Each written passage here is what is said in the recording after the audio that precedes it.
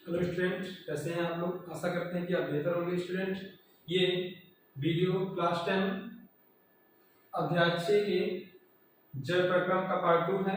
इस वीडियो में हम लोग डिस्कस करेंगे पोषक पदार्थ के बारे में। तो स्टूडेंट, नेक्स्ट वीडियो में हम लोगों ने डिस्कस किया था पोषण के प्रकार। तो इस वीडियो में हम लोग डिस्कस करेंगे पोषक पदार्थ जिसे न्यूट्रिएंट कहते हैं। स्टूडेंट, न्यूट्रिएंट्स जो हैं इनको मुख्यतः दो भागों में बांटा गया। एक कार्बनिक, दूसरा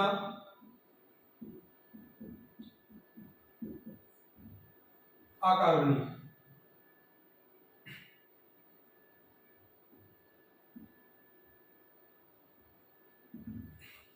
सबसे पहले स्टूडेंट हम कार्बनिक पोषक पदार्थ के बारे में डिस्कस करेंगे। तो स्टूडेंट, कार्बनिक पदार्थ के अंतर्गत हम लोग कार्बोहाइड्रेट,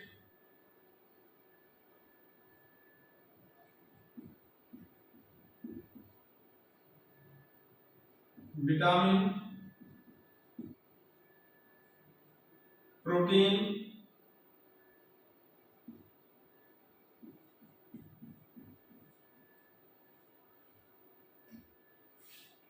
वसा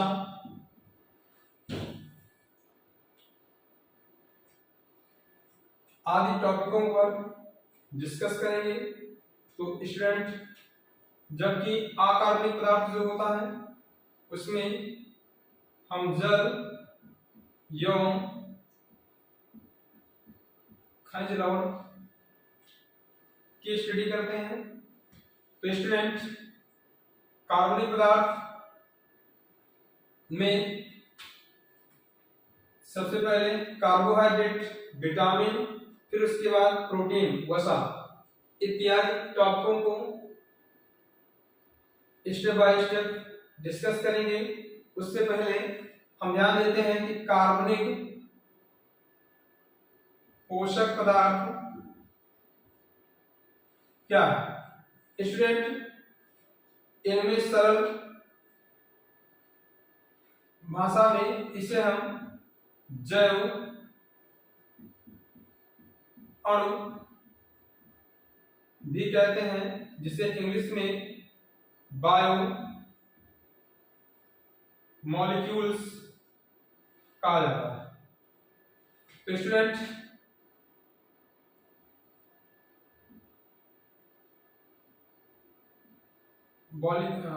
बायोमॉलिक्यूल्स हो गया। अब हम डिस्कस करते हैं कि कार्बोहाइड्रेट क्या होता है। तो स्टूडेंट, कार्बोहाइड्रेट को समझने के लिए हम ध्यान देंगे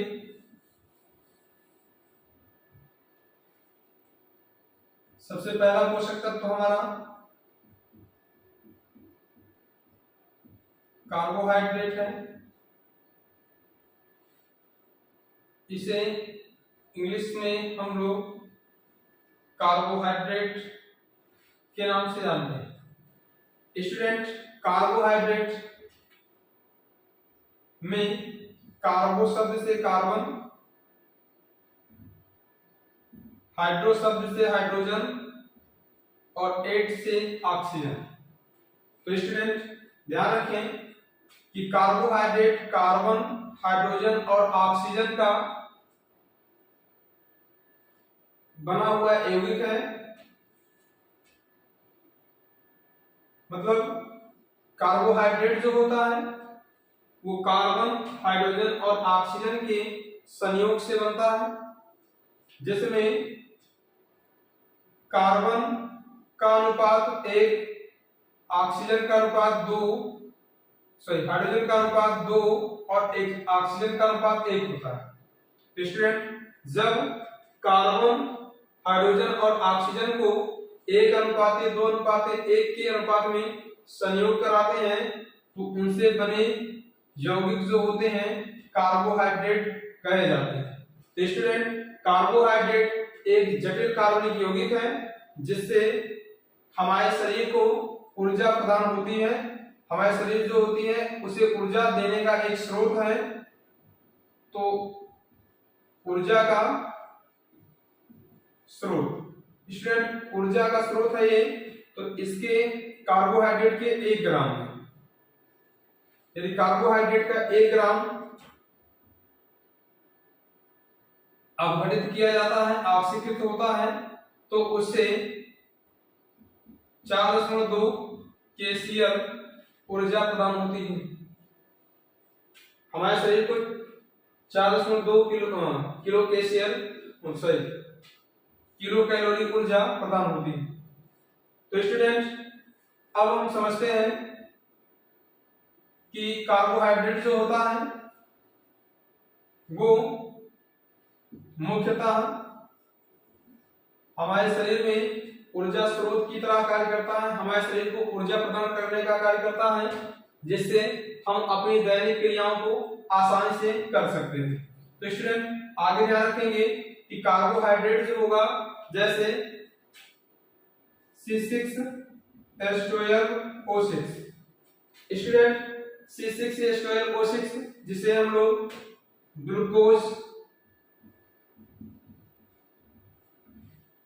कहते हैं, में यदि हम चेक करते हैं तो इसे यदि सरल अनुपात में लाया जाए तो 6 कम 6, 6 दूना 12 और 6 कम 6। तो स्टूडेंट, ग्लूकोज हमारा जो है वो 1, ग्लूकोज में जो कार्बन है 1, हाइड्रोजन 2 तथा ऑक्सीजन 1 के अनुपात में जुड़ा होता है।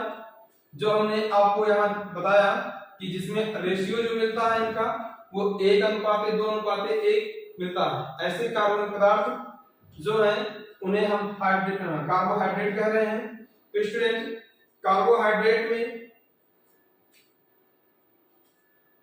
कार्बन, हाइड्रोजन और ऑक्सीजन का अनुपात हमें ज्ञात हो गया कि 1:2:1 होता है। स्टूडेंट, अब हम समझते हैं कि कार्बोहाइड्रेट का स्रोत, मतलब कार्बोहाइड्रेट हमें मिलता कहां से है। तो स्टूडेंट याद रखेंगे, ये चुकंदर, गन्ना, आलू,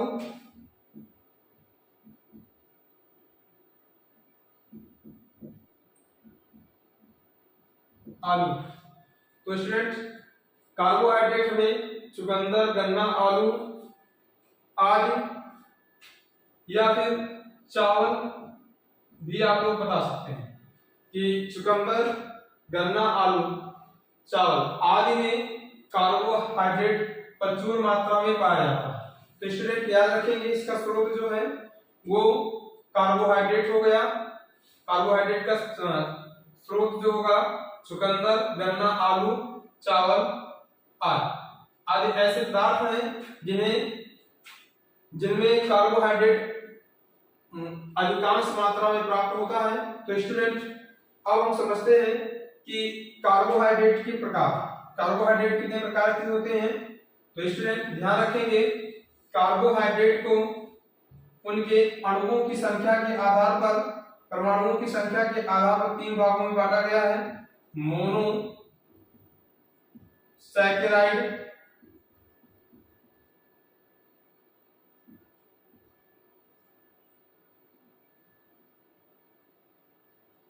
ओलिगोसैकेराइड,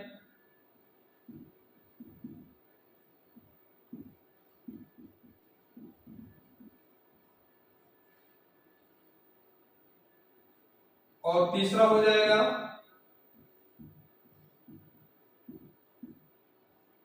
पॉलीसैकेराइड,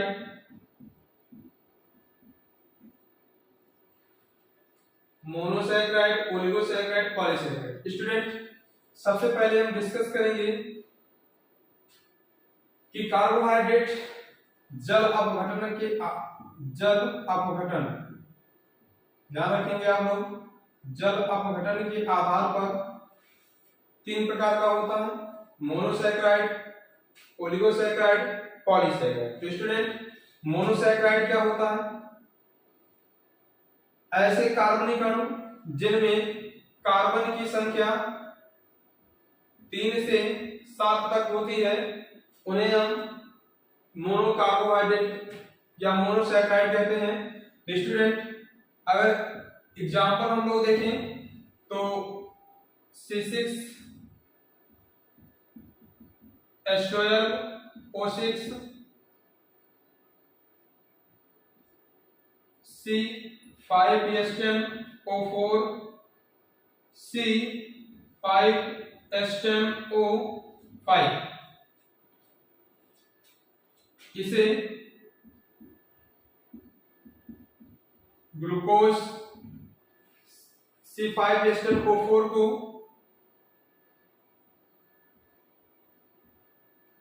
राइबोज,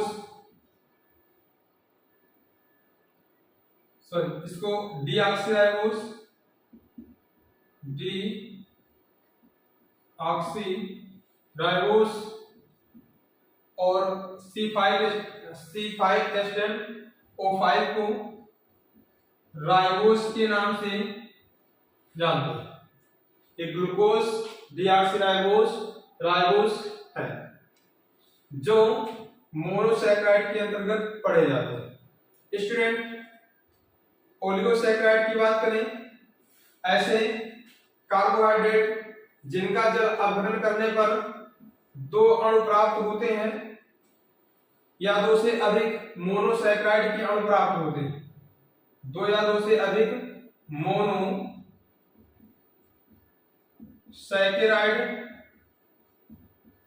के अणु प्राप्त होते हैं, उन्हें ओलिगोसैकेराइड कहते हैं। फॉर एग्जांपल C12H22O11, जिसे हम लोग सुक्रोज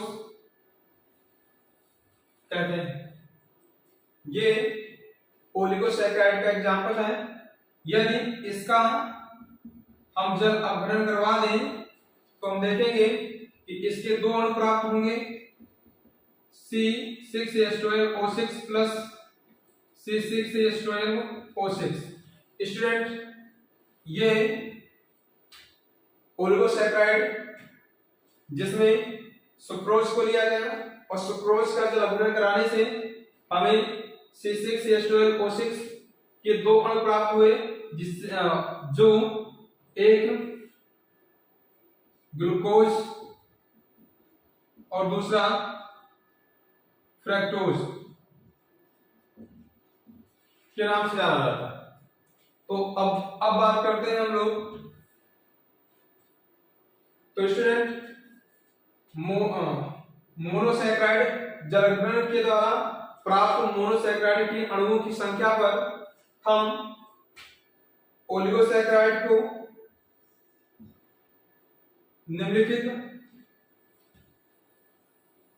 भागों में बांट सकते हैं, जैसे डाइसैकेराइड,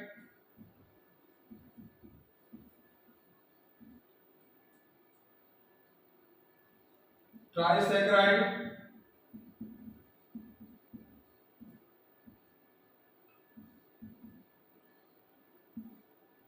टेट्रासैकेराइड और स्टूडेंट जिन अणुओं को ओलिगोसैकेराइड के जिन अणुओं को जल अपघटन के द्वारा तोड़ा जाए और वो दो अणु में विभाजित होते हैं मोनोसैकेराइड के, उन्हें डाइसैकेराइड, और जिन्हें तोड़ने पर 3 अणुओं में विभाजित होंगे मोनोसैकेराइड के, उन्हें ट्राइसैकेराइड, और जिन्हें तोड़ने पर 4 अणुओं में विभाजित होते हैं मोनोसैकेराइड के, उन्हें टेट्रासैकेराइड कहा जाता है। स्टूडेंट इसके बाद डिस्कस करेंगे हम लोग पॉलीसैकेराइड। पॉलीसैकेराइड क्या होता है? स्टूडेंट पॉलीसैकेराइड जो है यह 10 से अधिक या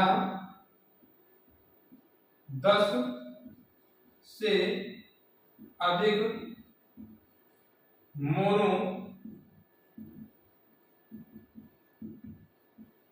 सैकराइड अणुओं के मिलने से बना जटिल कार्बनिक पदार्थ है या कार्बोहाइड्रेट है। तो स्टूडेंट, पॉलीसैकेराइड के निर्माण में 10 से अधिक मोनोसैकेराइड के अणु लगते हैं और मैक्सिमम कई हजार हो सकते हैं। तो स्टूडेंट, अगर मोनोसैकेराइड के 10 से अधिक अणु आपस में जुड़ते हैं तो पॉलीसैकेराइड का निर्माण होता है। जैसे इसका एग्जांपल हम लोग ले लेते हैं, सेलुलोज, जिसे हम लोग मंड कहते हैं, सॉरी सेलुलोज हो गया, स्टार्च, जिसे मंड कहा जाता है।